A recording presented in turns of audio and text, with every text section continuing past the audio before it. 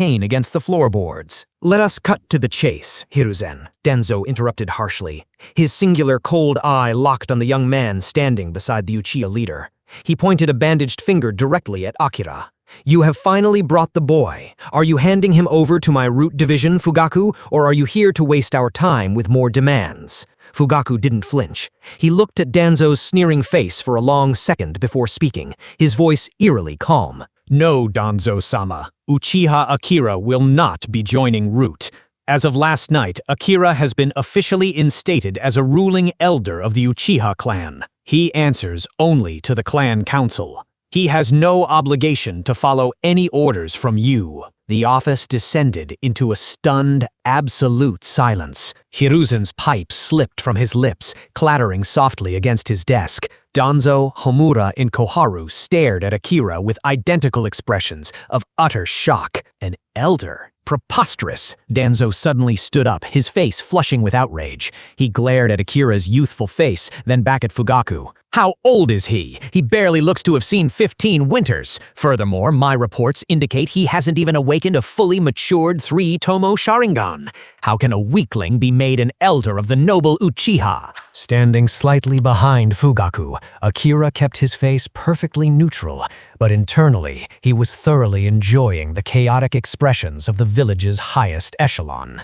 "Dance for me," he thought, savoring the shock. "Age and the state of one's Sharingan do not dictate wisdom, Danzo-sama," Fugaku replied, his voice like grinding stone. "Akira has proven his worth to our people, and the entire Uchiha clan has unanimously accepted his ascension.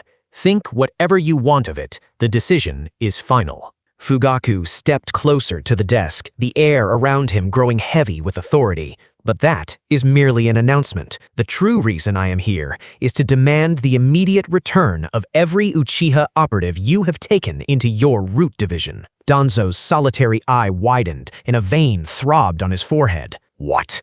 Fugaku, are you openly rebelling against the village's structure?" "I am merely enforcing the law." Fugaku shot back, unfazed by the threat. He reached inside his robes and pulled out a thick, tightly bound scroll. He slammed it down onto the center of the Hokage's desk with a heavy thud. "Hokage-sama," Fugaku said, looking directly at Hiruzen. "The personnel that Danzo-sama has requisitioned from our clan over the years have vanished. They receive no salary from the village payroll. The children of those root members are suffering. Not a single Ryo has been sent back to support their families. Tell me, how are their wives and aging parents supposed to survive like this?" Fugaku tapped the scroll with a rigid finger. "This is a comprehensive list of every Uchiha member who has ever joined Root. Either Danzo-sama releases all of these personnel back to the clan immediately, or he must grant them mandatory weekly leave to see their families and deliver their wages. If he refuses, I will decree that from this day forward, no Uchiha will ever join his organization again." Hiruzen was completely taken aback. He stared at Fugaku in sheer disbelief. The Uchiha clan head had always been stoic, yes, but he had never been this politically aggressive. What in the world happened to the Uchiha overnight? "I do not agree," Danzo barked, slamming his fist on the armrest of his chair. "Root operates in the shadows. We do not grant weekly leave, and I will absolutely not send a single operative back to your wretched clan." Fugaku's eyes narrowed into dangerous slits. "Then, Danzo-sama, in my capacity as the captain of the Konoha military police force, I will be forced to arrest you." Homura and Koharu gasped. "Arrest him?" Koharu shrieked. "For unlawful detainment and unauthorized disposal of Leaf Shinobi," Fugaku stated, his voice ringing with absolute legal authority. He turned back to the Hokage. "Hokage-sama, as far as the official Konoha registry concerns, the Root organization does not exist. There is no official position for it. Furthermore, according to the Shinobi Code, Chapter 4, Article 12, no ninja can be deployed on an active, continuous mission for more than 3 years. Fugaku pointed sharply at the scroll. "On this list, there are over 80 Uchiha shinobi who have not returned to the clan in over 5 years. By law, Danzo-sama has no right to prevent them from seeing their families." Hiruzen broke out in a cold sweat. He knew the rule intimately, but if he agreed with Fugaku, he would be dismantling Danzo's entire shadow army right there in the office. Before Hiruzen could craft a lie, Danzo lost his temper completely. "You ignorant fool!" Danzo shouted, pointing his cane at Fugaku. "They haven't returned because most of the members on that list are already dead. They fell in service to the village. How can a corpse return to the Uchiha?" The moment the words left Danzo's mouth, Akira's eyes gleamed from the shadows.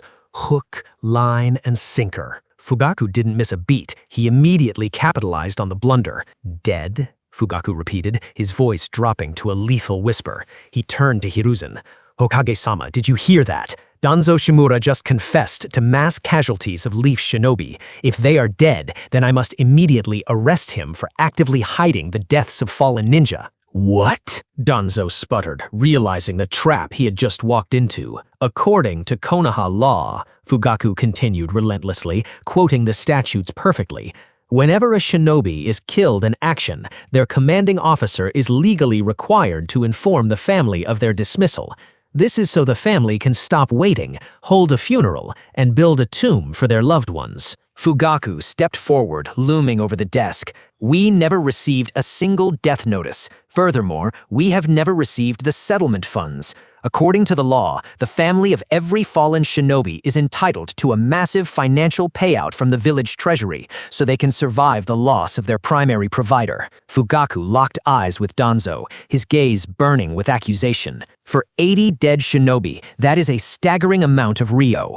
I heavily suspect that Danzo-sama has deliberately hidden their deaths to embezzle the settlement funds for his own illicit operations." Black lines formed on both Hiruzen and Danzo's faces. The accusation of embezzlement was massive, and worst of all, Fugaku's legal logic was completely airtight. "How dare you?" Danzo roared, his face turning a violent shade of purple. "I am an elder of Konoha. I do everything in the dark for the betterment of this village. What would the likes of you, an evil, power-hungry Uchiha, know of true sacrifice?" "I know the law," Fugaku replied coldly, ignoring the insult. He looked back at Hiruzen. "Hokage-sama, I demand a warrant. I must follow the rules of the military police and arrest Danzo-sama pending a full investigation. If he has 80 dead operatives and no bodies to show for it, I officially suspect him of treason, colluding with enemy villages to systematically murder Konoha shinobi." Homura and Koharu were speechless. They looked to Hiruzen in sheer panic. Even Hiruzen was shocked by Fugaku's maneuver. Just what were the Uchiha trying to achieve here? "Fugaku, please, calm down," Hiruzen finally spoke, holding up his hands in a placating gesture. He was desperate to cover for his old friend. "It is not what it seems. We are not entirely sure where these operatives are. They vanished while on deep cover S-rank missions. Because we have no bodies, the village administration is currently treating them as missing nin. That is why we could not send death notices or release the funds to your clan." It was a flimsy, desperate excuse, but Fugaku was ready for it. "Is that so?" Fugaku asked, an edge of mockery creeping into his stoic voice. "Hokage-sama, according to the Konoha Legal Code, Chapter 7, if a shinobi is classified as missing in action and does not return or make contact for a period of 3 years, they are to be legally declared dead." Fugaku leaned over the desk, his shadow falling over the third Hokage. "Over 80 of my people have been gone for 5 years. They are legally dead, Hokage-sama. So I will ask you one final time." Fugaku's eyes flared into the blood red of the Sharingan. "Where are the funds for their grieving families?" The Hokage's office was suffocatingly silent. Hiruzen Sarutobi finally closed his eyes and let out a long, heavy sigh. He had completely lost control of the conversation. The Uchiha clan head had outmaneuvered him at every turn, using Konoha's own laws as a weapon. "Danzo," Hiruzen asked, his voice laced with exhaustion, "how many Uchiha shinobi are currently active in your root division?" Danzo gritted his teeth, his lone eye darting between the Hokage and the fiercely glaring Fugaku. "Roughly 14, he muttered reluctantly. Fugaku's face darkened instantly. 14, he repeated coldly. "The list I provided contains 122 names. That means 108 Uchiha shinobi are dead or officially missing in action." Fugaku leaned slightly forward. "Hokage-sama, According to the Shinobi Compensation Act, the family of a fallen Jonin-level operative is entitled to 10 million ryo upon their death. Fugaku let the math hang in the air for a terrible second. That brings the total owed to the Uchiha clan to 1,080,000,000 ryo. If it had been a small amount, Fugaku might have just paid it out of his own pocket to keep the peace, but 1 billion ryo was an astronomical sum. Fugaku thought internally. Upon hearing the amount, all three village elders blanched. Konoha's entire yearly operating budget was roughly 20 billion ryo. Handing over more than 5% of the village's annual budget to a single clan in one lump sum was practically impossible. Looking at the deep reluctance plastered across Hiruzen's face, Fugaku narrowed his eyes. Hokage-sama, am I to understand that you do not respect the sacrifices of Uchiha Shinobi? Fugaku's voice turned dangerously sharp. Years ago, when Danzo-sama demanded our strongest members, we agreed to support his shadow division out of loyalty to you. You personally promised that the families of those who joined Root would be heavily compensated. Can we trust the word of the Hokage or not? Hiruzen winced, the guilt and the political trap closing tightly around his throat. It is not like that, Fugaku, Hiruzen said quickly, desperate to pacify the situation. We fully intended to pay out the compensation, but due to the immense financial strain of the Third Shinobi World War, the funds were tragically delayed. Hiruzen then turned his tired gaze toward the bandaged man beside him. Danzo, you requisitioned those men for your private division. You will pay the Uchiha clan the 1,080,000,000 ryo from Root's discretionary funds. Danzo's head snapped toward the Hokage in absolute shock. What? Hiruzen, this is a betrayal. Why must I shoulder the full amount? Root operates for the entire village. Homura and Koharu, desperate to protect the village's main treasury, immediately sided with the Hokage. Yes, Danzo, Koharu agreed sternly. These were your S-rank operatives. You must bear the expenses. Seeing his old friend backed into a corner, Hiruzen turned back to Fugaku. The money will be transferred to the Uchiha clan within 1 month. You have my word. Do not worry. Fugaku stood perfectly still, but internally he was reeling in absolute shock. They actually agreed to the demand. Just last night, in the dim light of Fugaku's private study, Uchiha Akira had meticulously taught him every single law, loophole, and script he needed to execute this maneuver. At the time, Fugaku had been terrified. Akira, this will backfire, Fugaku had argued. They are the Hokage and the elders. They can simply deny the laws and order us to stand down. But Akira had merely smiled, that terrifying, knowing smile. He won't dare, clan head. The third war just ended. The village is financially and militarily exhausted. The only thing Hiruzen Sarutobi cares about right now is absolute stability. He will not risk provoking the Uchiha into a civil war over back pay. Just stick to the facts in the script and everything will go exactly as planned. Do not worry. Back in the present, Akira stood silently behind Fugaku, watching the clan head's subtle expression of awe. Akira's lips curled into a victorious smirk. Suddenly remembering the final step of Akira's script, Fugaku reached back into his robes. I appreciate your word, Hokage-sama, Fugaku said, his tone turning frosty once more. But given that your administration hasn't even paid the police force's standard operational budget in months, I no longer trust words. Fugaku slapped a thick, legal contract down onto the Hokage's desk. I want Danzo-sama to sign this. Danzo glared at the parchment. What is that? It is a legally binding collateral agreement, Fugaku stated clearly.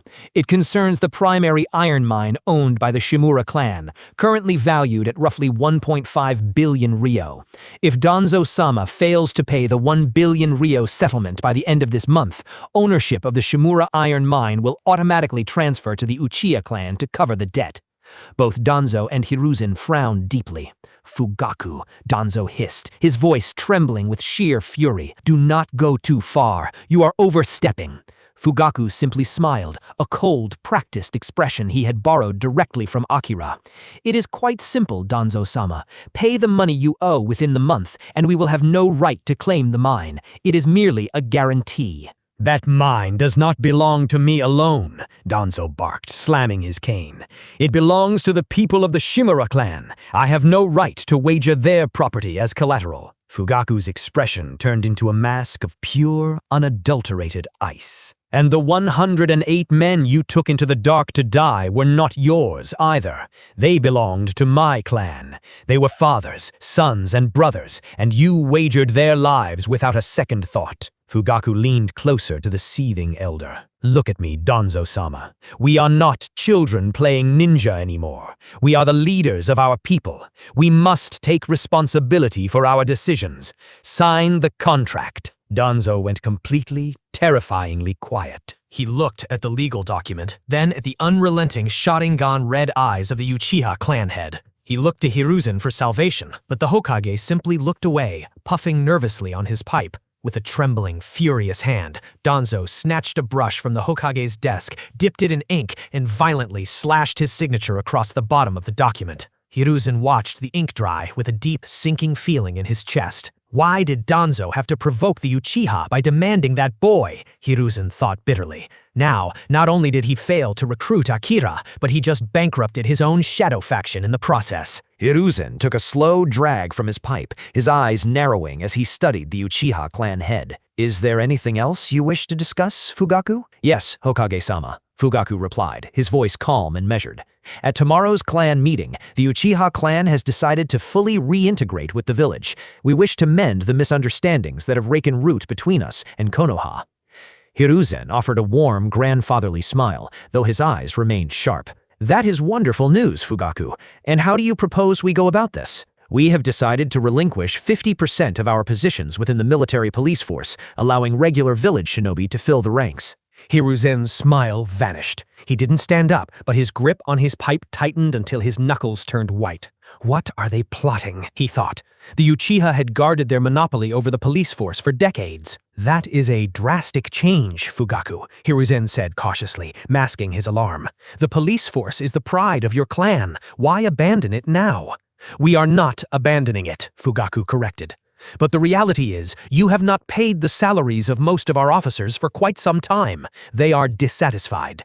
After much discussion, we agreed to let half of our personnel resign so they can seek regular missions to earn a living. Danzo slammed his cane against the floor, rising from his seat in the shadows. Absurd! The military police is a vital institution. You cannot simply authorize mass resignations without the village's approval. Fugaku didn't even flinch. He looked at Danzo with cold Sharingan dark eyes. Then I suggest the village pays them their full withheld salaries, Danzo-sama. They are shinobi, not slaves. Why should they work for free when they can earn money taking missions for the village? Hiruzen exhaled a thick cloud of smoke, his mind racing. This breaks Tobirama-sensei's design, he realized with growing dread. If the Uchiha leave the safety of the village walls and start taking dangerous battlefield missions, they will face tragedy. Tragedy awakens the Sharingan. They will grow far too powerful. Furthermore, if they aren't the ones policing the village, the villagers will stop hating them. The delicate balance will be shattered. Fugaku, please, let us be reasonable, Hiruzen said, adopting a stern but pleading tone. The village is still recovering from the war. We must all make sacrifices. The will of fire demands it. I promise you, starting next month, I will increase the police budget and raise their salaries. Fugaku slowly shook his head. With respect, Hokage-sama, promises will not feed their families. They will not believe a promise of future raises when their past wages remain unpaid. Hiruzen frowned, leaning forward. He decided to call what he thought was a bluff. Very well. Tell me, exactly how much back pay is the village currently owing your clan? Fugaku's expression remained perfectly neutral. Our N.A.N. officers have been working at a base wage of 20,000 ryo, the Jonin at 60,000. Calculating this over the past 6 years of withheld funding, Fugaku paused for effect. It comes to 2.248 billion ryo. Hiruzen's pipe slipped from his lips, clattering against the desk. 2 billion? Even Danzo looked stunned. How could it possibly have accumulated to such a number? Hiruzen demanded, his Hokage aura flaring as he tried to intimidate the clan head. Because 6 years is a long time, Hokage-sama, Fugaku replied smoothly, ignoring the killing intent in the room. The 50% of personnel who are resigning demand their rightful back pay before they step down. I have agreed to support their claim. You agreed to pay, Danzo barked, stepping forward. We have no such funds. You know the treasury is depleted from the war. I agreed because it is justice, Fugaku countered sharply. How much longer was I supposed to lie to my men, Danzo-sama? Tell them the Hokage will pay them next month, next year? They believe the village is starving them out on purpose. That is why they are leaving. Hiruzen raised a hand, silencing Danzo, though sweat beaded on his forehead. Fukaku, listen to me. Even if I wanted to, the treasury simply does not hold 2 billion ryo. We cannot pay you. You must order your men to remain at their posts until the village economy recovers. I am the clan head, Hokage-sama, but I am not a tyrant. Fukaku smiled faintly. If the treasury is empty, I have brought a solution. He gestured to the man standing quietly behind him. This is Uchiha Akira. He is a very wealthy merchant within our clan. He is willing to purchase assets from the village, specifically land or high-level ninjutsu scrolls. With the money from his purchase, you can immediately pay the officers their owed salaries. Preposterous! Hiruzen slammed his hands on the desk, finally losing his temper. Konoha's land and its jutsu are not for sale. I will not allow an individual clan to buy pieces of the village to settle a debt. If you refuse to pay them and refuse our solution, then we have only one alternative, Fugaku said, his voice dropping to a dangerous whisper. I will have no choice but to allow the Uchiha clan to accept mercenary contracts from outside the Land of Fire to support themselves.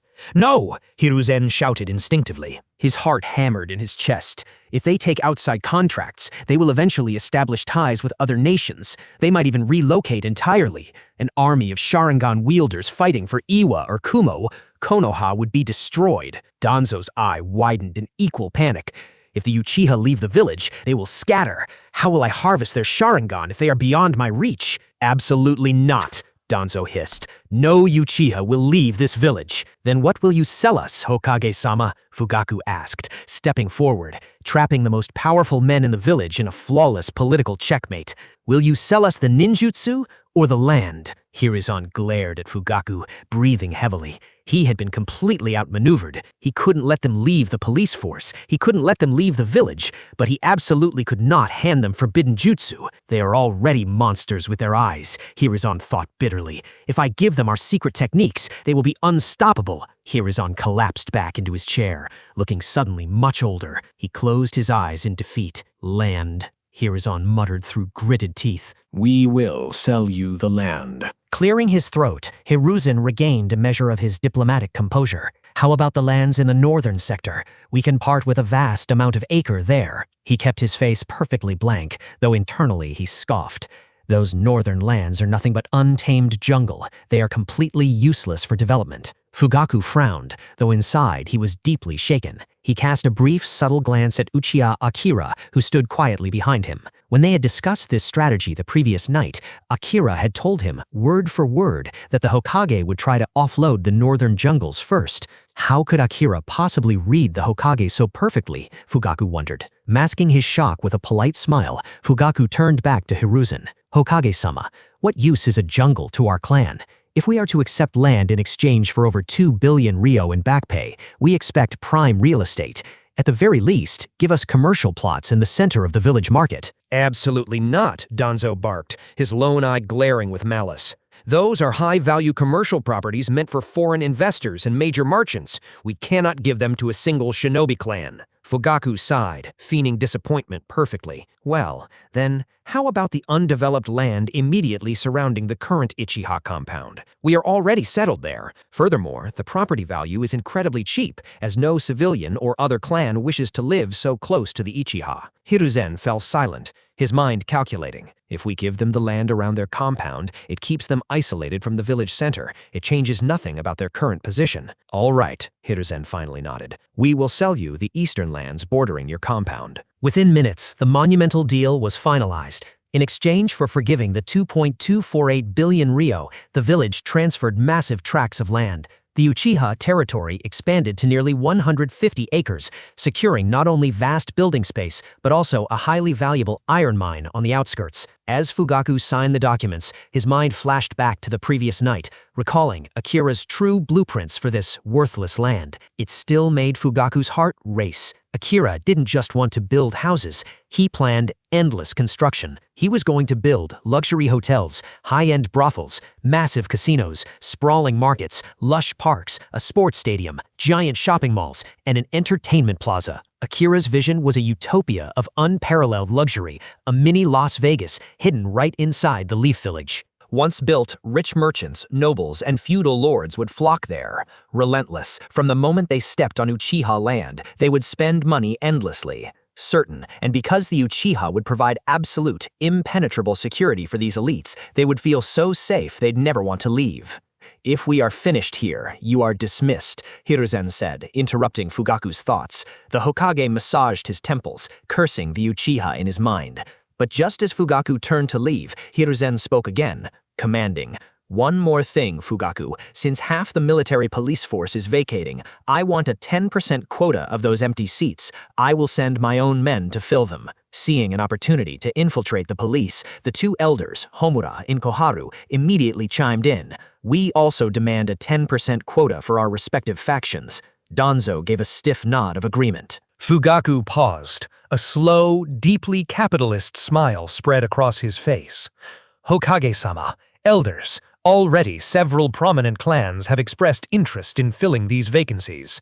If you want a seat in the military police force, you will have to pay for it." "What? Pay for a village post? Fugaku, since when have you become so obsessed with money?" "Hokage-sama, since our officers are leaving, the positions still belong to us. We have the right to pass them on to whomever we choose." Fugaku spread his hands reasonably. "As you know, we value our friendships with all the clans in the village. It would be unfair of us to play favorites and just give the seats away. Therefore, to ensure fairness, we have decided to sell each vacant position at a flat rate of 10 million ryo." The math hit the room like a physical blow. There were roughly 400 positions in the police force, half of which were leaving, meaning 200 vacant seats. At 10 million ryo per seat, the Uchiha were poised to make another 2 billion ryo in pure profit. Are these Uchiha completely crazy for money? Hiruzen thought, feeling a headache pounding behind his eyes.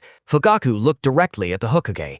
"How many seats would you like to purchase, Hokage-sama? Please note, we are restricting sales to a maximum of 10 seats per faction." "Why a restriction?" Hiruzen demanded, his frustration boiling over. "If you're selling them, why not let me buy them all?" "Because if one faction buys all the seats, the police force becomes a private army," Fugaku replied smoothly, his Sharingan dark eyes locking onto Danzo for a fraction of a second. "We want diversity in our ranks to ensure justice." Hiruzen clamped his mouth shut. They are incredibly wary. Defeated, and realizing he needed a foothold in the police no matter the cost, Hiruzen gave a stiff nod. "Very well. I will purchase 10 seats." Fugaku's smile widened a fraction of an inch. "Excellent. That will be 100 million ryo. You have 7 days to send your chosen personnel to the police headquarters, along with a full deposit." Danzo and the two elders, equally trapped by their own desire for power, begrudgingly nodded their agreement. Fugaku remained standing, his posture rigid, but his tone deceptively mild. "Hokage-sama, there is one final request." Hiruzen suppressed a groan, rubbing his aching temples. "What is it now, Fugaku? Do you remember the orders you gave me the night the Nine Tails attacked?" Fugaku asked, his Sharingan dark eyes piercing the Hokage. "You ordered the Uchiha military police to stand down from the front lines and focus solely on civilian evacuation." Hiruzen's eyes narrowed. "I remember. Because we obeyed you, a terrible misunderstanding was born." Fugaku continued. "The villagers believe we are cowards, or worse, they suspect that we orchestrated the Nine Tails attack. We want to befriend the village again, but we cannot do that while carrying the blame for a disaster we didn't cause." Fugaku leaned forward slightly, letting a hint of iron enter his voice. "I want you to make your orders public. I want you to clear the Uchiha's name. If our clan is freed from this baseless hatred, we will achieve great stability in Konoha. But if this resentment continues to fester, many in my clan will not rest easy. In fact, if you refuse to clear our name, I fear I will no longer be able to guarantee the Uchiha will follow your future orders, Hokage-sama." Hiruzen's heart sank, a veiled threat. He is telling me that if I don't give them this public relations victory, the clan will rebel. The Hokage's head pounded from the sheer volume of concessions he had made today. But he knew Fugaku was right. If Hiruzen had not stopped them, the Uchiha might have subdued the Nine Tails with their eyes, and this rift would never have formed. To refuse now would undoubtedly push the clan toward a violent coup. "Very well." Hiruzen sighed heavily, conceding defeat. "At the next public village gathering, I will officially announce that the Uchiha were following my direct orders during the Nine Tails attack. Your name will be cleared. Thank you, Hokage-sama." Fugaku nodded respectfully. As he straightened, he cast a subtle, fleeting glance at Uchiha Akira. Akira didn't speak, but a small smile tugged at the corner of his mouth. That concludes our business, Fugaku said, turning to leave. We will take our leave. Fugaku, wait! Hiruzen's voice cut through the room, sudden and lethal. The Hokage's killing intent flared for a fraction of a second, causing both Uchiha to pause at the door. Tell me the truth, Hiruzen demanded, his eyes narrowed. Are the Uchiha planning a coup d'etat? Fugaku looked back over his shoulder, his expression perfectly calm and unreadable. A coup? Fugaku gestured to the signed land deeds, the transfer of half the police force's authority, and the massive bank deposit slips resting on the Hokage's desk. We just invested 2.2 billion ryo into this village's land and industrial resources, Lord Hokage. One does not burn down the house they just bought. Our future is now tied to Konoha's prosperity. With a final, deep bow, Fugaku and Akira exited the office.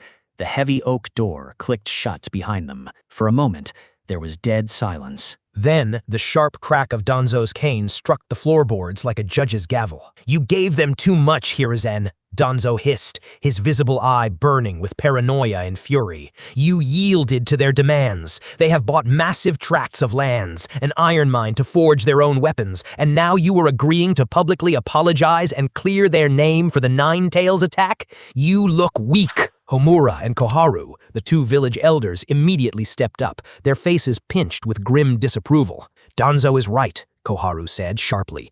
Taking half the police force's jurisdiction from them is a victory for us, but giving them this much economic power, they are mocking us. Hiruzen said nothing. He slowly picked up his pipe, packing a fresh pinch of tobacco into the bowl. When he finally looked up, the exhaustion that had plagued his features during the negotiation was entirely gone. In its place was the cold, terrifyingly calculating stare of the shinobi no kami. Do I look weak, Danzo? Hiruzen asked, quietly. He struck a match, the flame illuminating his hardened eyes. Or are you simply too blind to see the cage they just locked themselves in? Danzo paused, his grip tightening on his cane. Explain. Hiruzen exhaled a slow, thick plume of smoke. Fugaku thinks he has outmaneuvered us. He surrendered half of his clan's military authority within the village in exchange for land and an iron mine. He completely liquidated their war chest to do it. Tell me, Homura, how much money do you think the Uchiha have left in their reserves after spending 2.2 billion ryo today? Homura's eyes widened slightly. Nothing. They must be broke. Exactly. They have tied their entire survival to the village's economy. Hiruzen said smoothly. Which makes them dangerous, Danzo interrupted. Which makes them vulnerable, Hiruzen corrected, his voice like ice. And the exoneration? Koharu asked, leaning in. If you clear their name for the Nine Tails attack as promised, the village's hatred for them will fade. Will it? Hiruzen mused, taking another drag from his pipe. I will keep my word. I will tell the village that they followed my orders to stand down that night. But human nature is a fickle thing, Koharu. We will simply let another rumor slip into the civilian sectors, a whisper that the reason I ordered them to stand down was because we suspected an Uchiha was controlling the Nine Tails. Hiruzen tapped a weathered finger against the massive deposit slip the Uchiha had left behind. Furthermore, it would be a terrible shame, Hiruzen continued, his voice dropping to a low, chilling register. Rumors were to spread through the streets about this money. Rumors that the Uchiha embezzled billions of ryo during the Third Shinobi War, and that they are now using it to quietly buy up lands and mines across the region. Homura's eyes lit up with dark realization. Shift the resentment. We remove the stigma of treason, but replace it with the stigma of aristocratic greed. The civilians will despise them even more. What of the iron mine? Danzo pressed, stepping closer to the desk, fully invested in the Hokage's trap. If they manage to strike a new vein, they will have a monopoly on our steel. Let them dig, Hiruzen replied coldly. The mine is located outside the village's main infrastructure. Homura, you will oversee the trade routes. Implement heavy security tariffs on all materials transported from that sector. Claim the taxes are necessary for wartime bandit protection. We will bleed their profit margins so dry they will be begging the village for loans just to keep the lights on." The three elders stared at their Hokage, a renewed sense of dark respect washing over them. This was the Hiruzen who had led them through 3 great shinobi wars. He hadn't lost today. He had just changed the battlefield. Hiruzen leaned back in his chair, looking at the closed door. Fugaku and Akira thought they had secured a future for their clan. They had no idea they had just handed the village the rope to hang them with. Tobirama-sensei always warned me about the Uchiha's curse of hatred.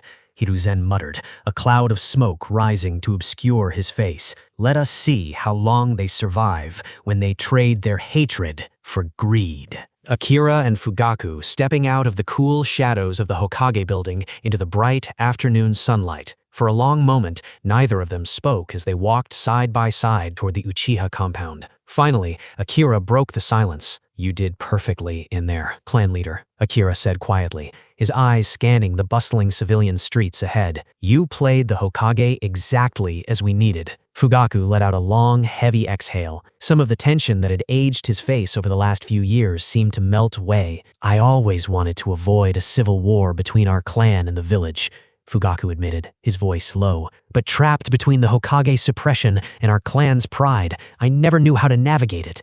I couldn't see a way out." Fugaku glanced at the young elder walking beside him. "But since you showed me this path, I finally see a future where we don't have to bleed to survive. This is the only road the Uchiha can walk. There is no looking back now." Akira nodded, a sharp, ambitious gleam in his dark eyes. "You are right. Blood buys graves. Money buys the world. We will make the Uchiha so prosperous, so undeniably vital to the economy, that the rest of Konoha will look like a footnote compared to us." Akira paused, his expression turning serious. "But to achieve that, clan leader, we need to address our greatest weakness. I need to talk to you about a critical issue." "Oh?" Fugaku frowned slightly. "What is it?" "Demographics," Akira stated bluntly. "Tell me, clan leader, what is the current population of the Uchiha clan?" Fugaku's frown deepened as he mentally tallied the registry. "Before the Third Great War, we sat at roughly 1,400. Today, with the casualties we took, we are hovering around 1,200 men, women, and children." 1,200, Akira repeated flatly. "And do you know the population of the Sarutobi clan?" Fugaku thought for a moment. He was confident. Hiruzen's clan is large, including their branch families. I would estimate around 3,000. Akira stopped walking. He turned to Fugaku, his face dead serious. "No, clan leader," Akira said, his voice dropping to a grim whisper. "It is 8,000. Fugaku froze, his eyes widened slightly. "What?" 8,000, Akira repeated. "And it doesn't stop there. Danzo's Shimura clan boasts nearly 7,000 members. The Mitokado and Utatane clans, the families of the other 2 village elders, number around 9,000 each. Together, the ruling administration's extended faction commands a population of over 33,000 people. A cold sweat broke out on the back of Fugaku's neck. The sheer disparity of the numbers was staggering. Even the Ino-Shika-Cho clans average around 3,000 members each, Akira continued relentlessly. And we are the Uchiha. We pride ourselves on being the strongest, the most elite.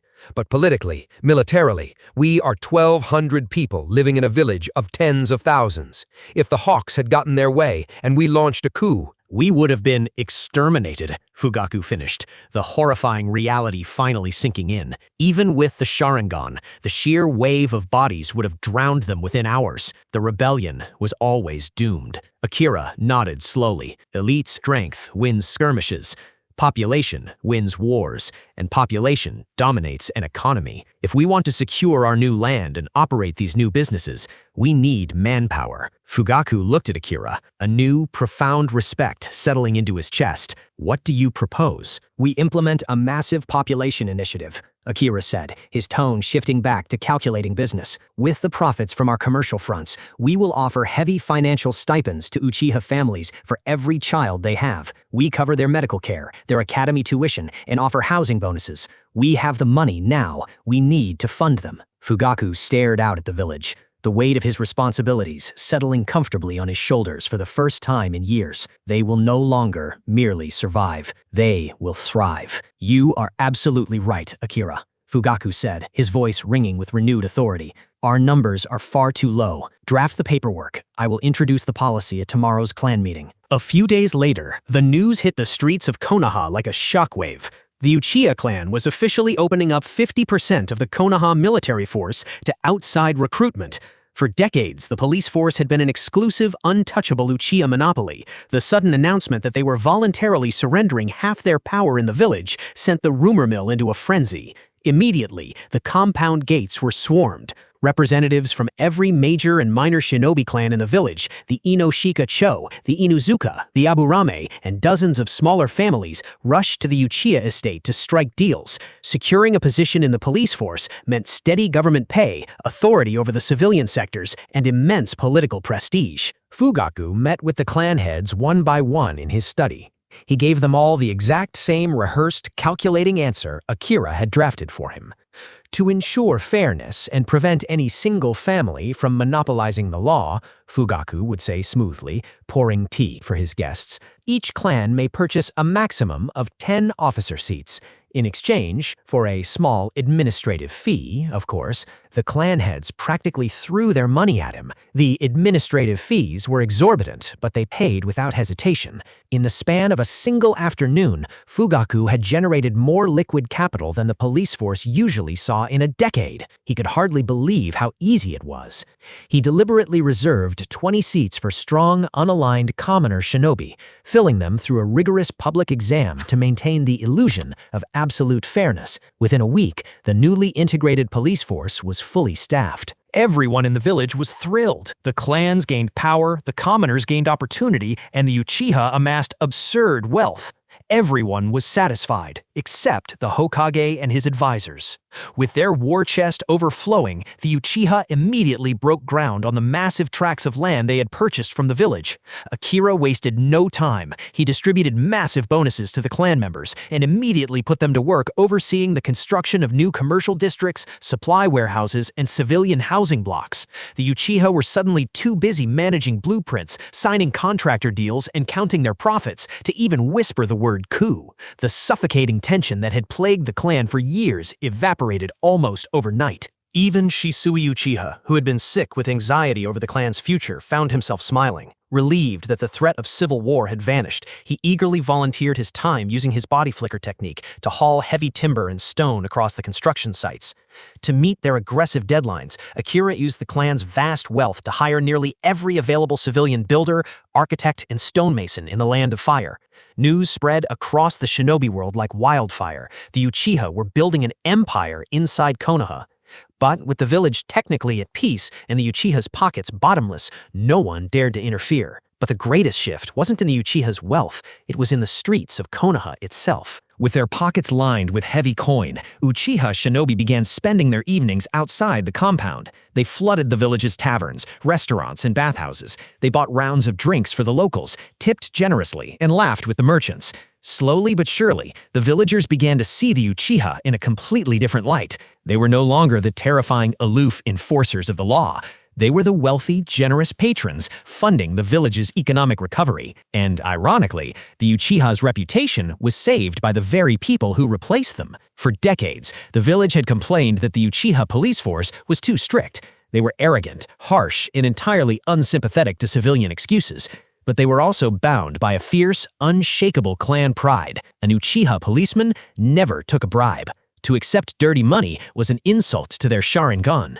The new recruits from the other clans and the civilian sector did not share that pride. Within a month of the integrated police force taking over the streets, the rot of corruption seeped in. The post-war economy was still brutal for everyone else, and the new officers quickly realized the power of their badges. A civilian fruit merchant in the market district soon found out the hard way. When a brawl broke out near his stall, the new officers arrived late. Instead of arresting the thugs, the officers accepted a heavy purse of coins from the instigator and looked the other way. Before leaving, one of the new officers casually swiped 2 apples from the merchant's cart, claiming it was a patrol tax. The merchant watched them walk away in disgust. He thought back to the old days. An Uchiha would have sneered at me for being weak, the merchant realized bitterly. But he would have arrested the thugs, and he never would have stolen from my register. Incidents like this multiplied across the village. The new officers harassed poor vendors for protection money and played favorites in civilian disputes. They were far more corrupt than the Uchiha had ever been.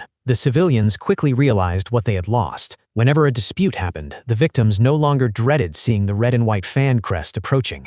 Instead, they actively prayed for it. When an Uchiha officer stepped onto the scene, the civilians knew the law would be enforced with cold, absolute fairness. For the first time in Konoha's history, when Uchiha shinobi walked their patrol routes, the villagers didn't look away in fear or whisper insults behind their backs. They greeted them with genuine smiles, offered them fresh tea, and thanked them for their service. Akira had surrendered half the clan's political power, but in doing so, he had completely shattered the village's hatred, turning the Uchiha from Konoha's greatest villains into their most respected saviors. A month later, the village gathered for the annual Konoha Foundation Festival. Red paper lanterns bathed the streets in a warm glow, and thousands of villagers and shinobi crowded into the central plaza beneath the Hokage monument. Standing at the podium, overlooking the massive crowd, the third Hokage held up his hands for silence. "People of the Leaf," Hiruzen's voice echoed across the plaza, magnified by a sound amplification jutsu. "Tonight,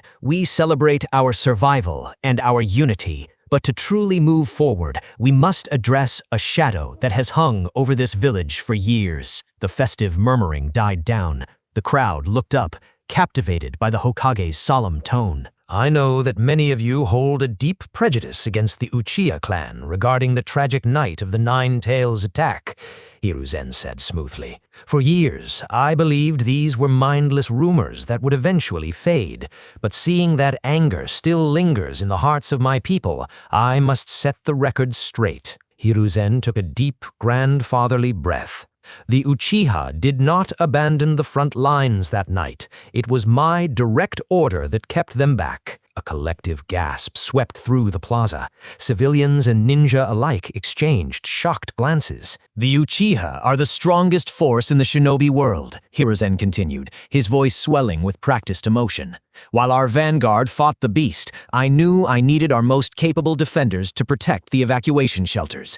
I ordered the Uchiha to prioritize the lives of the civilian population over the glory of battle." The crowd erupted into furious whispers. "So it was an order," a merchant whispered to his wife. "No wonder they were never punished," a Chunin muttered nearby. "They were guarding the shelters. I made this choice because a Hokage must always think of the innocent first," proclaimed Hiruzen. Suddenly, from the left side of the plaza, a voice cried out, "The Hokage protected us! Long live the third Hokage!" "Long live Lord Third," another voice shouted from the right.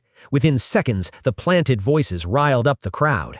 The villagers, deeply moved by the thought that the Hokage had specifically held back the elite Uchiha just to protect them, began cheering wildly. "Long live the Hokage!" Sitting in the VIP section on the terrace, the Uchiha delegation watched the spectacle unfold. Fugaku's face twisted into a dark scowl. "Damn that sly old fogey," the clan leader cursed under his breath. "He is truly vicious. He turned his apology to us into a political rally for himself." Beside him, Akira leaned back in his chair, casually sipping a cup of tea. Hiruzen Sarutobi is smart, Akira murmured, his voice low that only the elders could hear. He planted his own anbu in the crowd to start the chanting.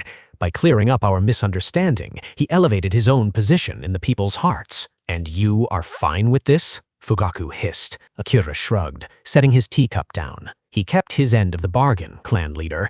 The misunderstanding has faded. The villagers no longer think we are traitors. Let the old man have his applause. It costs us nothing. Come on, let's go." As the Uchiha delegation quietly stood up and exited the terrace, it wasn't the only ones leaving early. Across the plaza, the heads of several major clans had seen enough. Later that evening, inside the quiet, shadow-drenched halls of the Nara compound, the heads of the Ino-Shikacho alliance sat around a low wooden table. Shikaku Nara lazily poured a cup of warm sake, his eyes half-closed in thought. Across from him sat Inoichi Yamanaka and Choza Akimichi. "So," Choza rumbled, snacking on a bowl of roasted nuts, "why do you think the Hokage suddenly decided to clear the Uchiha's name after all these years? It doesn't fit his usual strategy." Inoichi frowned. "Fugaku must have pressured him. The Uchiha have been throwing an absurd amount of money around lately. Have you seen the construction in their district? They are developing faster than the rest of the village combined. Shikaku took a slow sip of his sake and set the cup down. It wasn't Fugaku. Inoichi raised an eyebrow. Then who? Uchiha Akira, Shikaku said flatly. The name hung in the air. The new kid they just put on the Elder Council? Chosa asked, surprised.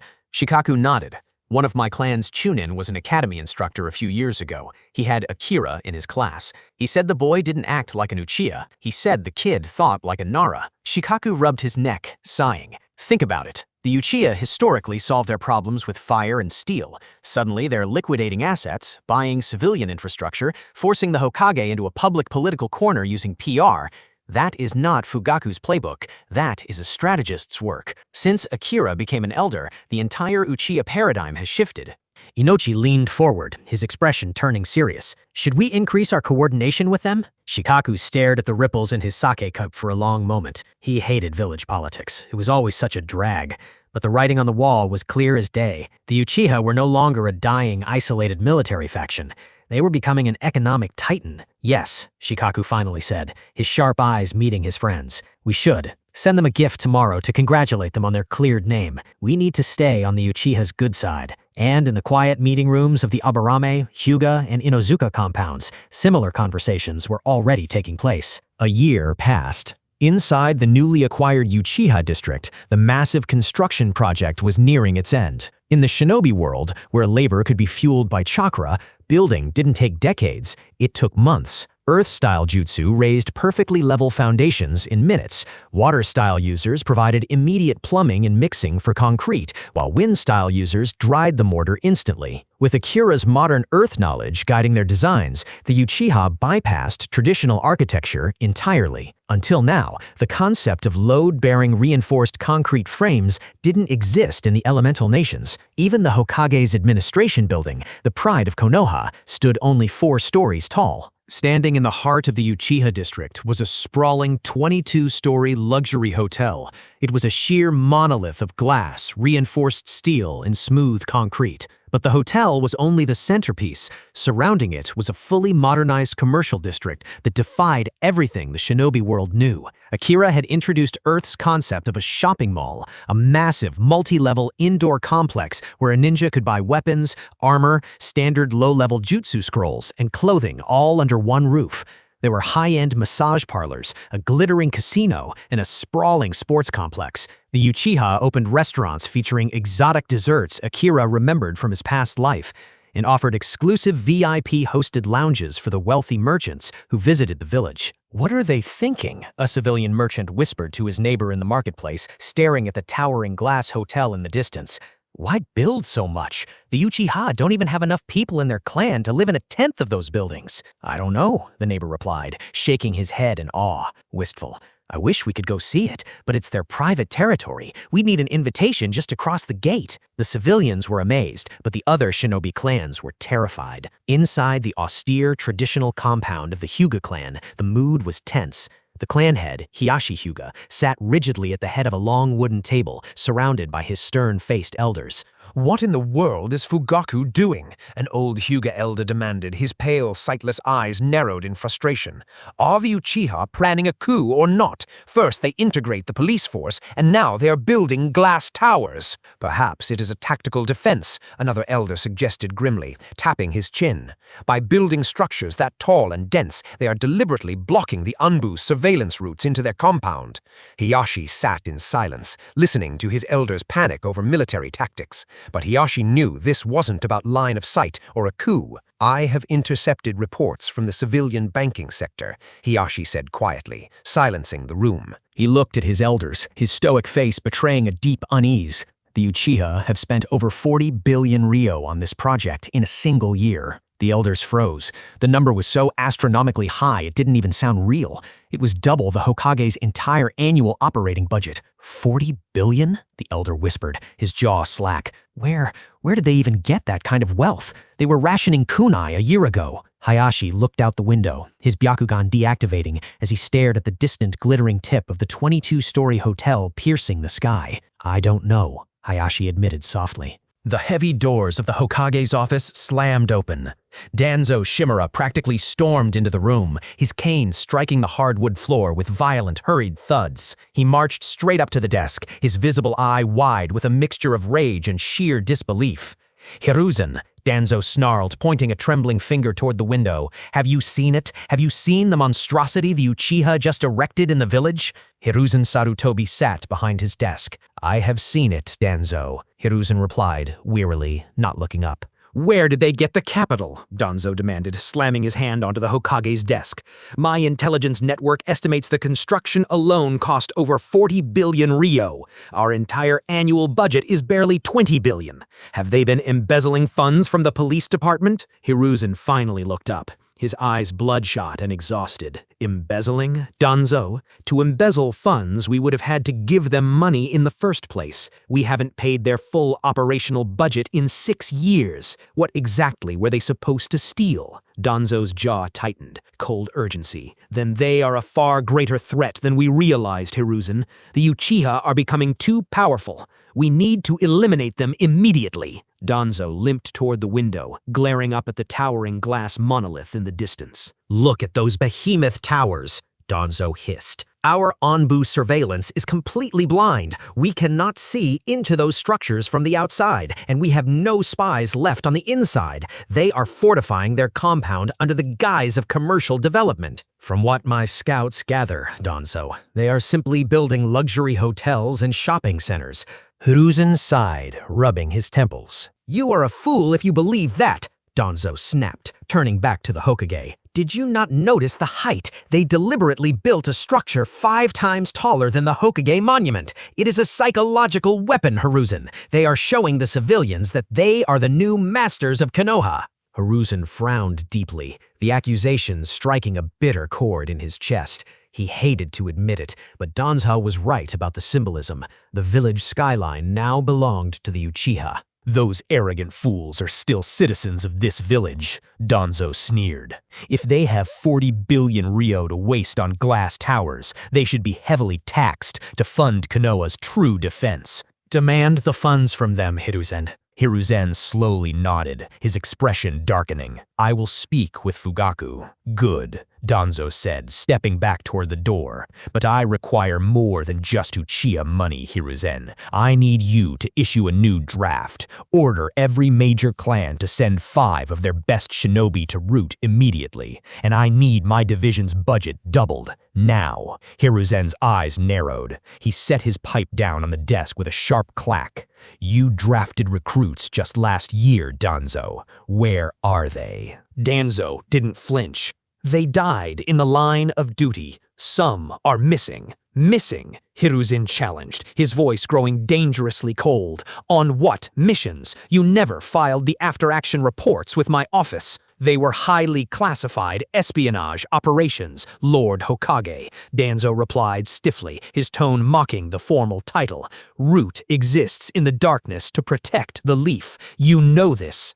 "You are too reckless with the lives of our shinobi, Danzo," Hiruzen warned, his killing intent flaring for a brief second. "The war is over. I cannot justify bleeding the clans dry. No family will surrender 5 of their best men to you this soon. You will have to wait until next year's academy graduation." Danzo's visible eye twitched with barely contained fury. "These missions are vital to the survival of the village, Hiruzen." "I said no," Hiruzen replied, with absolute unshakable authority. "Then what about the funds?" Danzo pressed, his voice rising. "You miraculously placate the Uchiha police force before. Why can't you divert those funds to Root as you have always done?" "Because now, every clan member is involved. We can't delay their salaries anymore. Doing so would make enemies of every clan in the village." Danzo stared at his old friend, his face twisting into an ugly, hateful sneer. "You will regret this weakness, Hiruzen." Danzo spat. He turned on his heel and stormed out of the office, slamming the door so hard the walls rattled. Hiruzen sat in the sudden silence of his office, the headache behind his eyes throbbing mercilessly. He exhaled a long, shuddering breath. "Anbu!" Hiruzen called out to the empty room. A masked shinobi materialized from the shadows in the corner, dropping to one knee. "Lord Hokage, go to the Uchiha compound. Hiruzen ordered, his voice heavy with dread. Summon clan head Fugaku to my office immediately. Yes, Lord Hokage, the Anbu replied, vanishing. High above the village, an Anbu operative stood on a terracotta roof, staring at the newly erected Uchiha compound in the distance. Even through his painted porcelain mask, his eyes were wide with a mix of awe and sheer intimidation. The towering monoliths of glass and steel pierced the sky, utterly alien to the wooden architecture of the Hidden Leaf. He swallowed hard, leaped from the roof, and bounded toward the Uchiha gates. The moment his boots touched the paved road outside the compound, 3 Uchiha patrolmen materialized from the shadows, their hands resting lazily on the hilts of their tanto blades. "Who are you, and why are you here?" one of the guards asked, his voice cold and devoid of respect. "I am an emissary of the Hokage," the Anbu replied stiffly. "Lord Third has summoned clan leader Fugaku." The lead guard stared at him for a moment before giving a short nod. "Follow me." The Anbu trailed behind the Uchiha as they walked deeper into the district. With every step, his disorientation grew. The dirt roads had been replaced by smooth, perfectly level asphalt. Instead of traditional wooden clan houses, sleek multi-story apartments lined the streets.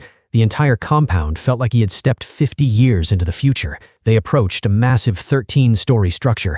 As they stepped through the glass sliding doors of the lobby, the Anbu stopped in his tracks, breathless. The interior was stunning. Polished marble floors, brilliant chakra-powered chandeliers, and an air of staggering wealth. The Uchiha guard led him to a set of metal doors and pressed a glowing button on the wall. The doors slid open to reveal a small, empty metal room. "Get in," the guard ordered, stepping inside. The Anbu hesitated. "Why are we entering this closet? The stairs are over there." The guard rolled his eyes. "Just get in." As soon as the Anbu stepped inside, the doors slid shut. The floor gave a sudden lurch, and his stomach dropped. Through the glass pane on the back wall of the elevator, the Anbu watched the ground fall away. They were shooting upward at a terrifying speed. As they cleared the rooftops of the surrounding buildings, the entire village of Konoha spread out beneath them. The Anbu stared out the glass, his breath catching in his throat. From this height, even the Grand Hokage Monument and the Central Administration Building looked small. The elevator dinged, and the doors opened on the 13th floor. The guard led him down a carpeted hallway and knocked on a set of heavy mahogany double doors. "Enter." Fugaku's voice called from within. The doors swang open. The Anbu stepped into a sprawling, modern executive office. A massive floor-to-ceiling glass window framed the entire village of Konoha behind a sleek obsidian desk. Fugaku sat behind it, reviewing a stack of financial ledgers. He didn't look like the stressed, embattled clan leader of the past. He looked relaxed, powerful, and impeccably dressed. "Lord Fugaku," the Anbu said, bowing deeply. "The Hokage has summoned you to his office immediately." Fugaku didn't look up from his papers. He simply signed his name at the bottom of a ledger, closed the folder, and stood up. "Very well." Before the Anbu could say another word, Fugaku vanished in a blur of pure speed. The Uchiha guard turned to the Anbu, crossing his arms. "The message is delivered. Get out of our compound." The Anbu bristled under the mask at the blatant disrespect, but he bit his tongue, turned around, and stepped back into the elevator. Minutes later, Fugaku materialized outside the Hokage's office. He knocked once, pushed the door open, and stepped inside. "Lord Hokage," Fugaku said, offering a polite but shallow bow. "You summoned me." Hiruzen looked up from his desk. The contrast between the two men was stark. Fugaku seemed to be aging in reverse, his posture straight and his eyes bright with newfound energy. Hiruzen, on the other hand, looked every bit his 60 years, his face lined with stress and exhaustion. "Come in, Fugaku," Hiruzen said, gesturing to the seating area across the room. "Please, have a seat." Fugaku blinked, momentarily thrown off guard. In all their years of strained meetings, Hiruzen had never once offered him a seat. It was a subtle, desperate play for diplomacy. Fugaku walked over and sat down on the plush sofa, crossing one leg over the other. "To what do I owe the pleasure, Lord Third?" Hiruzen joined him, sitting heavily in the opposite chair. He packed his pipe, his eyes locked on Fugaku. "The village is going through a difficult financial period, Fugaku. Our reconstruction funds are running perilously low." Fugaku said nothing. He just waited. "I see you have constructed an excessive amount of housing and commercial towers within your compound. Compared to the Uchiha population, don't you think it is a bit much? If your clan has secured an excess of wealth, I must ask that you consider donating a portion of it to the village treasury in aid in our collective recovery." Fugaku offered a tight, polite smile. I am afraid that is impossible, Hokage-sama. The capital used to build our district belongs to the individual families and investors of the clan, not the central leadership. I cannot confiscate their private money. Furthermore, we have spent nearly our entire liquid reserve liquidating those assets. We truly do not have much Rio left to give. Hiruzen frowned deeply. For years, whenever the Hokage had asked for concessions, Fugaku had always folded, desperate to build goodwill. But today, the clan leader was shutting him down with corporate doublespeak. Fugaku, Hiruzen said, his voice dropping its grandfatherly warmth. Are you attempting to open a hotel business? Let me be blunt. There are no tourists visiting Konoha in this post-war economy, and even if there were, they would seek cheap, traditional inns. No one will spend the exorbitant fees required to stay in those glass towers. Hiruzen leaned forward. How about a compromise? Sell half of those new buildings to the village administration. In exchange, I will formally reallocate the old Uchiha lands in the center of the village back to your clan. Fugaku's smile vanished. I believe there is a misunderstanding, Lord Third, Fugaku said, his voice dropping to a cool, authoritative register. When you ordered us to relocate to the edge of the village after the Nine Tails attack, we never sold our ancestral lands in the center of Konoha to the administration. We simply left them empty. Hiruzen's eyes widened slightly. He had assumed the land was forfeit upon relocation. Now that we have successfully settled on the outskirts, we are breaking ground on our ancestral plots. We are converting that space into commercial zoning. We are building a mall. A mall? Hiruzen repeated, utterly baffled. What is that? It is a centralized marketplace where civilians and shinobi can buy and sell goods under one roof, Fugaku explained. You can do that at any street stall, Hiruzen countered, his frustration leaking through. Pressing, why do you need a massive plot of land in the center of the village just to open a shop? Fugaku stood up, looking down at the Hokage. Because it will be a very big shop, Fugaku said flatly. And respectfully, Lord Hokage, what we do with our private land is our business. As I said, we have no liquid funds to donate to the village. You will have to look for handouts elsewhere. Fugaku turned toward the door. If there is nothing else, I must be going. I have a great deal of paperwork to finalize. Oh, and one more thing. Fugaku paused at the doorway, glancing back over his shoulder. Next week, we are officially opening our commercial district to the public, Fugaku said, his eyes flashing red for a brief, menacing second. You are formally invited to visit Hokage-sama. Have a pleasant evening. Fugaku stepped out, shutting the door behind him. Hiruzen sat alone in his office, his pipe dead in his hand. He stared at the closed door, his face twisting into a scowl of pure, helpless frustration. Damn this arrogance, Hiruzen thought bitterly. One day, I will break them. Inside the Naka Shrine, the air buzzed with an entirely new kind of electric energy. The underground cavern was packed, but for the first time in Uchiha history, the clan wasn't gathered to discuss war, grievances, or the Hokage's latest slight. They were gathered for a business launch. Akira stood at the front of the room, looking over hundreds of Uchiha patrolmen, merchants, and genin. Listen up! Akira's voice cut through the excited chatter, instantly silencing the room. Next week, we officially open the Uchiha Commercial District to the public. For the last year, we have bled our accounts dry to build this empire. Now, it is time to reel in our investments.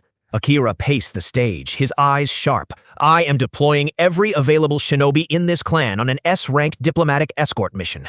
I want you to spread out across the elemental nations. You are to personally deliver invitations to the daimyos, the feudal lords, the wealthy merchants, and the elite shinobi of every major village. Escort them safely to Konoha. Akira reached behind him and pulled a heavy wooden crate onto the table. He popped the lid and pulled out 3 elegantly designed glass bottles, holding them up for the crowd to see.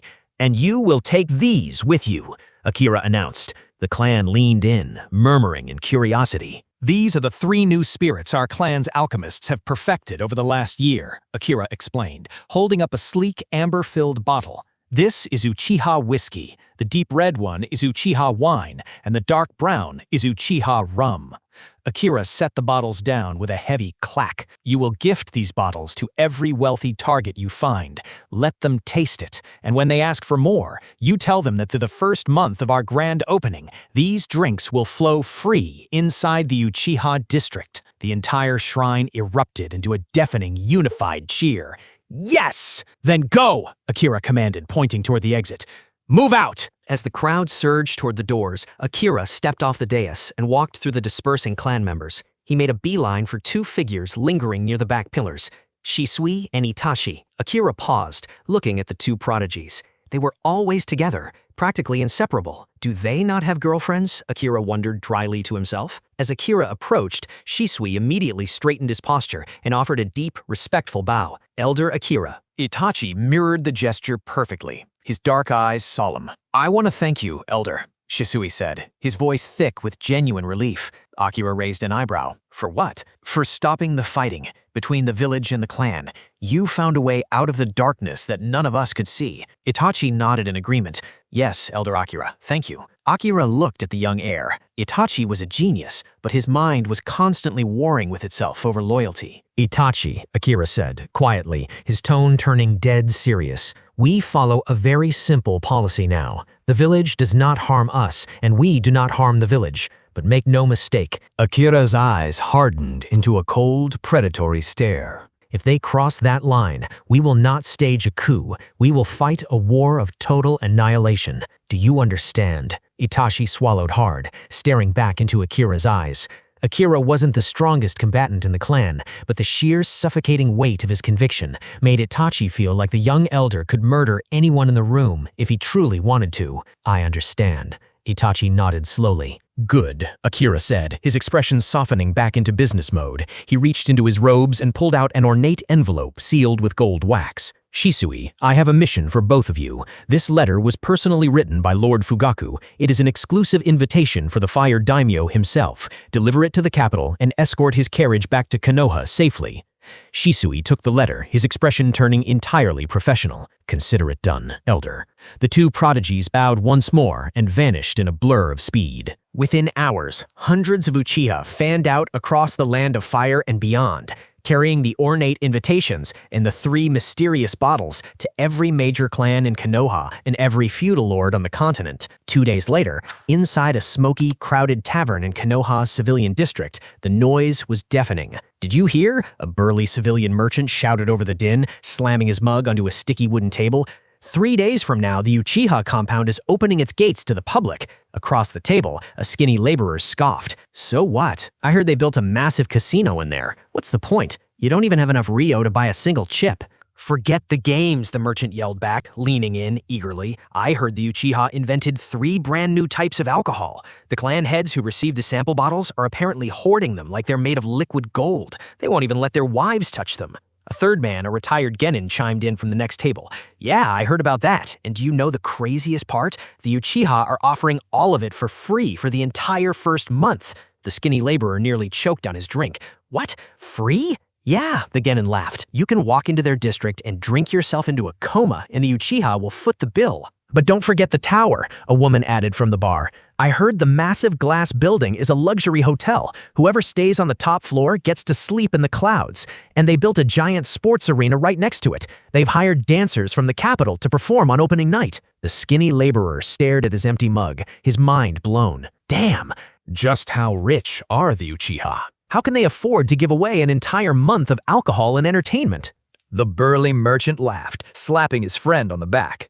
"Who cares how they afford it? Just shut up and enjoy the free booze." The table erupted into greedy, idiot grins. And they weren't the only ones. Similar conversations were echoing in taverns, marketplaces, and noble courts not just in Konoha, but across the entire shinobi world. The Uchiha had successfully baited the hook. Now they just had to reel them in. Back inside the Uchiha compound, Akira sat across from Fugaku in the quiet, traditional tatami room of the clan leader's private estate. The sliding paper doors were open to the garden, letting in a cool evening breeze. "Clan leader," Akira began, setting his teacup down, "I want to propose the construction of a massive centralized clan library within the new district." Fugaku looked up from his scrolls. "A library? We already have the Naka Shrine archives." "The archives are restricted and disorganized," Akira countered. "I want a facility where every Uchiha shinobi can learn techniques openly, based on a merit system. If a Jonin spends 1 hour tutoring a Genin in the training ground, they earn 1 merit point. 100 points buys access to any C-rank jutsu scroll, 500 unlocks a B rank, 1,000 for an A rank, and 2,000 for an S rank. Fugaku's Sharingan flared slightly as he processed the idea. It was brilliant. It incentivized the elite veterans to actively train the younger generation without relying on the Hokage's academy. It's a good system, Akira. Fugaku nodded in approval. I will formally implement it at the next clan meeting. Suddenly, the soft patter of footsteps echoed from the hallway. A small boy peeked his head around the sliding door. Akira looked over and smiled. Sasuke, come here. It's been a long time. You've grown. The 5-year-old boy didn't step toward Akira. Instead, he scurried across the room and hid shyly behind his father's broad back, gripping Fugaku's robes. Fugaku frowned slightly, reaching back to gently push his youngest son forward. Do not hide, Sasuke. Greet your elder brother. Sasuke stepped out, looking up at Akira with wide, dark eyes, and offered a stiff, incredibly cute bow. Akira chuckled, returning the bow with genuine warmth. Is he already 5, Lord Fugaku? Yes, Fugaku replied, a hint of pride in his voice. In a few days, he will officially enroll in the Ninja Academy. Akira nodded. I hear the incoming class is incredibly competitive this year. The heirs of almost every major clan will be attending. Upon hearing this, Sasuke puffed out his small chest, his shyness instantly vanishing. It doesn't matter, the boy declared confidently. No one will be able to beat me. Akira laughed out loud. That's the spirit. The Uchiha are the strongest, Sasuke. Fugaku placed a hand on his son's head. Go on, Sasuke. Go find your mother. Sasuke obediently nodded and padded out of the room. As soon as the boy was out of earshot, Akira's faded into a grim, serious line. Clan leader, do you know about the 4th Hokage's child? Fugaku nodded slowly. Naruto Uzumaki. Yes, Akira said softly. He is also joining the academy this year. From my civilian contacts in the village, I've heard he is living in absolute squalor. He survives on expired milk and instant ramen. Fugaku looked genuinely shocked. How is that possible? His father was the Hokage. Even though the boy is an orphan, both Minato and Kushina had significant estates, savings, and properties under their names. Akira stared at his tea. Lord Third and his advisors embezzled it all under the guise of village reconstruction. They seized the Namikaze assets to hide the boy's true lineage. Fugaku's face darkened with absolute disgust. Those cowardly old fools. They wouldn't even leave a grieving infant's inheritance. He looked sharply at Akira. You aren't thinking of helping him, are you? He is the Jinchuriki of the 9 Tails. If we get close to him, Hiruzen will immediately suspect we are trying to control the beast. I know the political risks, Akira replied calmly. That is why we won't approach him directly. I want Sasuke to befriend him. Frowning. My son? Yes, children making friends at the academy is entirely natural. The Hokage cannot legally stop it without exposing his own paranoia, Akira explained. Furthermore, I want you to issue a quiet directive to every Uchiha-owned business in the new district. Whenever Naruto visits any of our shops or restaurants, his tab is entirely free. Fugaku stared at Akira in shock. Akira, why are you going this far for the 9 Tails brat? He is the very reason we were alienated in the first place. Because that child did not choose to become a Jinchuriki, Akira said, his voice hardening. The villagers spit on him for a crime he never committed. They treat him like a monster, when in reality, his tiny body is the only thing suppressing a natural disaster and keeping Konoha safe. He isn't a demon, he is a hero. Fugaku remained silent for a long time, warring with his clan's deep-seated resentment of the fox. Finally, he let out a heavy sigh and nodded. All right, I will speak to Sasuke, and I will inform the merchants. Thank you, clan leader, Akira said. He stood up, brushing off his robes. I should take my leave, clan leader. We have a grand opening to prepare for. With a deep, respectful bow, Akira turned and walked out into the cool night air. The day of the grand opening had finally arrived. Outside the towering stone walls of the new Uchiha commercial district, a massive sea of people had gathered. Hundreds of Konoha civilians, merchants, and off-duty shinobi jostled for position in the early morning. Standing atop the reinforced main gate, a veteran Uchiha Jonin looked down at the sheer size of the mob. A bead of sweat rolled down the side of his face. Are they actually here to shop?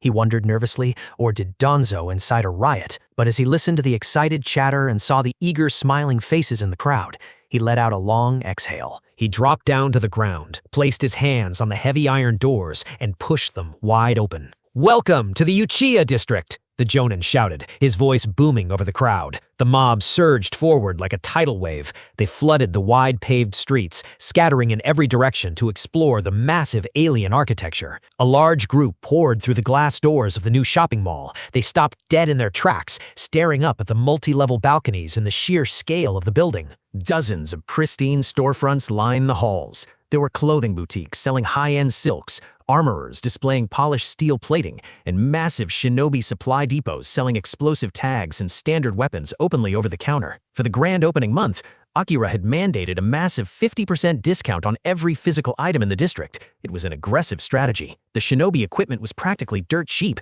and the visiting ninja lost their minds, buying crates of supplies they didn't even need. Many of the storefronts on the upper levels were still empty, waiting for future tenants, but the crowd was too busy spending money to care. Across the district, a rowdy pack of off-duty chunin and civilian laborers pushed their way through the swinging doors of a massive, dimly lit tavern. "Is this the place?" a burly laborer asked, looking around the polished mahogany bar. "The place with the free booze?" A bartender wearing an apron over his high-collared Uchiha shirt smirked. He grabbed 2 heavy glass bottles and slammed them onto the counter. "For the next 30 days, boys, drink until you drop." Akira had revolutionized the brewing process. By utilizing precise fire and water-style techniques, the Uchiha alchemists had reduced the fermentation and distillation of grain by 90%. Raw ingredients like wheat and potatoes were currently dirt cheap in the post-war economy, allowing the Uchiha to mass-produce high-proof alcohol for pennies. Even if rival clans tried to steal a bottle to reverse-engineer the recipe, it was impossible. They lacked the modern molecular knowledge from Earth. As long as the distillation seals remained a secret, this alcohol would be the clan's greatest cash cow. The tavern erupted in cheers. An old veteran shinobi slammed his empty shot glass down, his face flushed red. "Gods, I've never tasted anything like this in my entire life," the bartender chuckled, sliding a shot of clear, ice-cold vodka across the wood. "Try this, old man. I'd guarantee it'll put hair on your chest." The veteran tossed it back, his eyes widened comically, and he let out a harsh, burning cough before a massive grin split his face. "Damn, that almost took me straight to the Pure Lands!" The bar roared with laughter.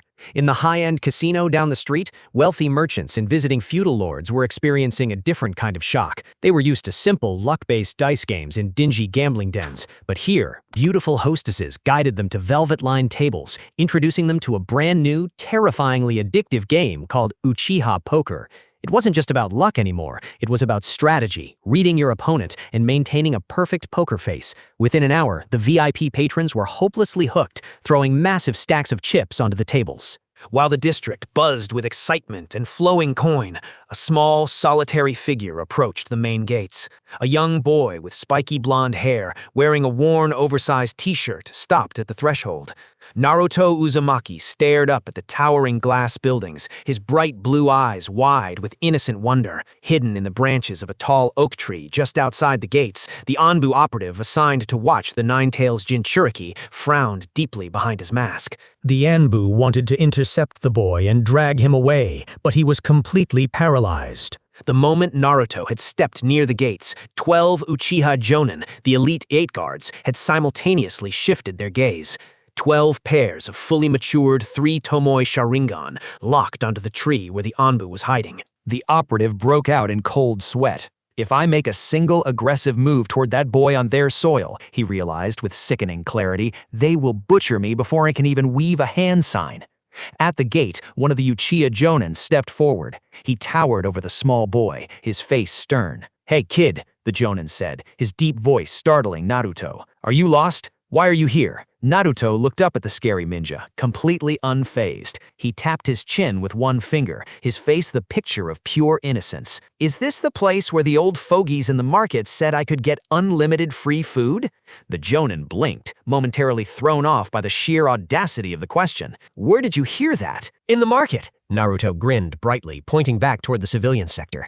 "They said the Uchiha were giving away free stuff today." The Jonin stared down at the whiskered boy for a long moment. He didn't smile, but the harshness left his eyes. He reached into his flak jacket and pulled out a sleek, heavy black metallic card.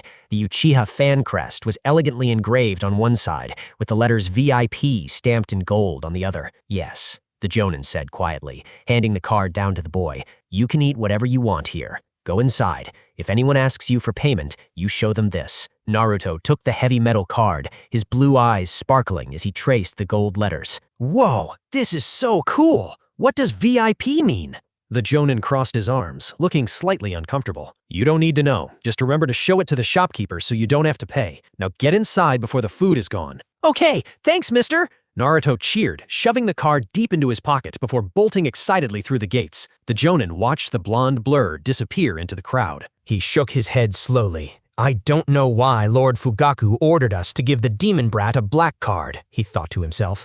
But orders are orders. The Jonin slowly turned his head, his 3 Tomoe Sharingan flaring bright red as he looked directly at the oak tree outside the walls. Hidden in the branches, the Anbu operative swallowed a lump of pure terror. Fuck, the operative cursed internally. He abandoned his post, vanishing in a desperate swirl of leaves to report the catastrophic breach of protocol to the Hokage immediately. The Anbu operative materialized in the center of the Hokage's office, dropping to one knee. He didn't have time to properly announce himself. Behind the Hokage's desk, Hiruzen Sarutobi sat with a stern expression, flanked by his 3 top advisors, Koharu, Homura, and Danzo Shimura. Lord Hokage, the Anbu reported, his voice tight behind his porcelain mask.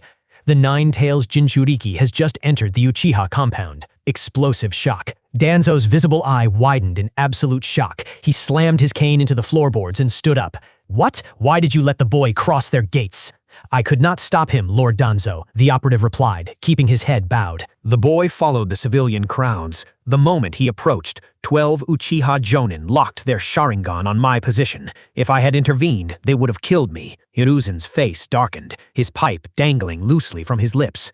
If they use their eyes to control the 9 tails inside those walls, the village will be destroyed, Danzo shouted, turning to Hiruzen. We must send Anbu in to extract the boy by force immediately. No, Hiruzen commanded sharply, raising a hand. We cannot forcefully breach the Uchiha compound today. Why hesitate, Hiruzen? Danzo demanded. They have our ultimate weapon. Because half the shinobi world is currently walking through those gates as their honored guests, Danzo, Hiruzen snapped back. If our Anbu storm the Uchiha district and start a firefight in front of foreign merchants and visiting lords, the entire world will know Konoha is fracturing from the inside. We will look weak, and the other great nations will attack us by nightfall. But if we simply demand they return the boy, Homura pointed out nervously, the Uchiha will refuse, the tension will escalate, and the other major clans in the village are already leaning toward the Uchiha's new wealth. They will not support us blindly. What should we do then? Koharu asked, her face pinched with anxiety. Hiruzen leaned back, steepling his fingers. He closed his eyes, his mind working furiously. I doubt the Uchiha will attempt to control the Jinchuriki today. They just spent over 40 billion ryo building those glass towers. They invited the wealthiest people on the continent to their grand opening. Fugaku is not a fool. He will not destroy his own masterpiece by unleashing the 9 tails. Hiruzen opened his eyes, a cold, calculating light shining within them. However, Hiruzen continued, his voice dropping into a deadly calm, we will surround the Uchiha compound with every available Anbu operative. If the Uchiha do try to extract the beast, or if the boy loses control, we will let the 9 tails rampage entirely within their walls.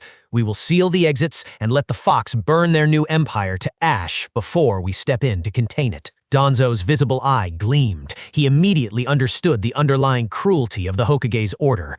If the Uchiha made a single mistake, Hiruzen was perfectly willing to let them die to protect his own political standing. Understood.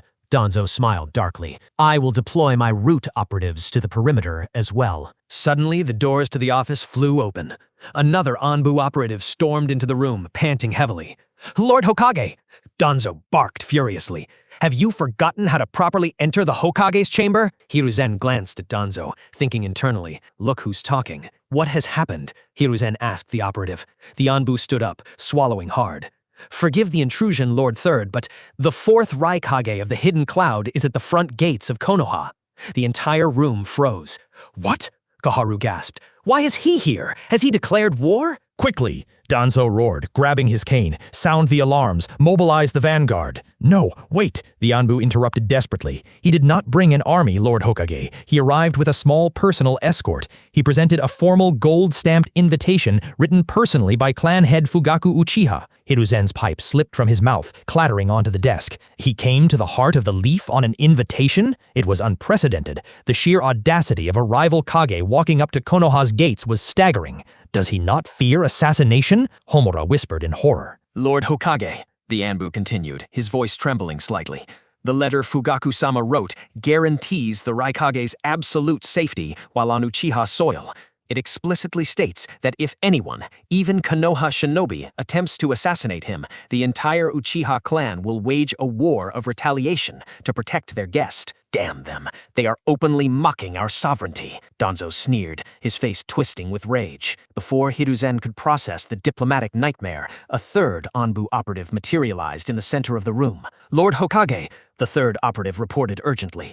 The third Tutsuki Kage of the Hidden Stone has just arrived at the Western Gate with his entourage. He also possesses a personal invitation from Fugaku Uchiha. How dare Fugaku invite enemy Kage into our village without informing the administration? Danzo exploded, spittle flying from his lips. Agreed, Hiruzen muttered, his jaw tight. Should I send the Tsuchikage away, Lord Hokage? The third Anbu asked nervously.